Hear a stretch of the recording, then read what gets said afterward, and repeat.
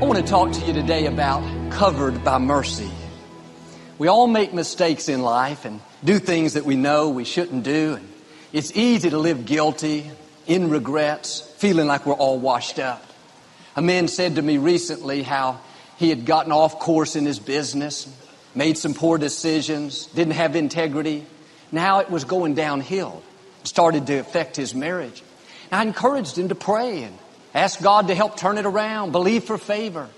He said, Joel, I couldn't do that. It's my own fault. I brought this trouble on myself. He felt like he was disqualified.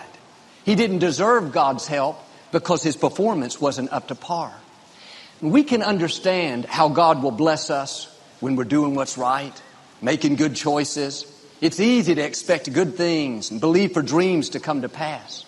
But the beauty of mercy is even when we make mistakes, even when we go the wrong way, our performance is not perfect.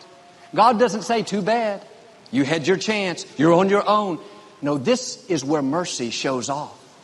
God will not only help bring you out of the trouble that you got yourself in, He'll take it one step further and help clean up the mess you made.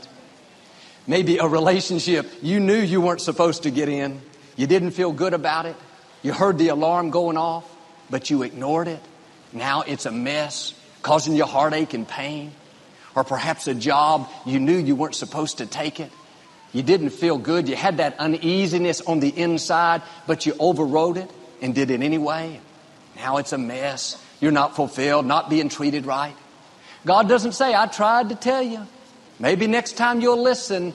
No, God is not holding that against you. He has you covered. His mercy is bigger than that mistake. His mercy will help not only turn it around, but God will help clean it up and cause something good to come out of it.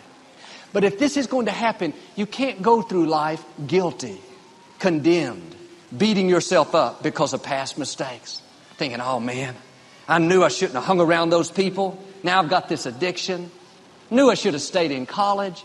I knew I should have been faithful in my relationship. What was I thinking?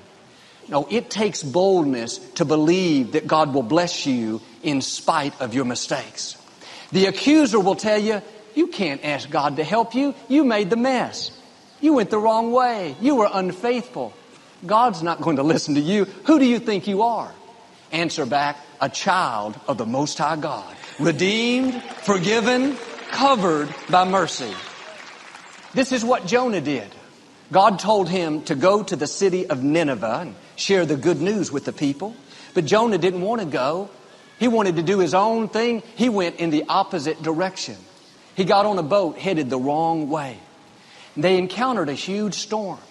Everybody on board thought they were going to die. Finally, Jonah admitted, hey, everyone, I'm the problem. I'm the one that's causing all this turmoil. They didn't say, oh, that's okay, Jonah. We'll let it slide. We forgive you. No, they threw him overboard. They weren't about to go down with him. And Jonah thought he was done. It was his fault. He did exactly opposite of what he knew he was supposed to do. He was treading water in the middle of the ocean. Dark, in a storm, looked like it was over. He was getting exactly what he deserved. But God said, Jonah, you can run the other way, but you can't outrun my mercy. It's from everlasting to everlasting. Wherever you go, I've got you covered. The psalmist put it this way, if you go to the depths of the sea or way up in the sky, no matter how high or how low, you can never get away from God's mercy. He'll always be there waiting for you, calling your name, giving you another chance, ready to help, ready to clean up the mess you've made. He's got you covered by His mercy. Jonah was feeling guilty, thinking that he was finished. The situation looked impossible. No way it was ever going to turn out good. But God has a way even when we don't see a way. Your situation may seem like it could never turn out right. You made the mess. Now it's complicated. Other people are involved. The odds are against you. Be encouraged. God already has the solution. He already knows how to not just bring you out, but how to clean up the mess and bring you out better. All of a sudden, this big fish came and swallowed Jonah. Now he's sitting in the belly of this fish. He's, in one sense, glad that he's still alive, thankful that he didn't drown. In another sense, he's thinking, I wish I would have died. It stinks in here. I can't see anything. I'm trapped. There's no way out. But sitting in the belly of that fish, thoughts telling him, Jonah, you deserved it. It's your own fault. Too bad. Instead of listening to the accusing voices, the scripture says Jonah began to pray from inside the fish. He didn't say, God, I am so undeserving.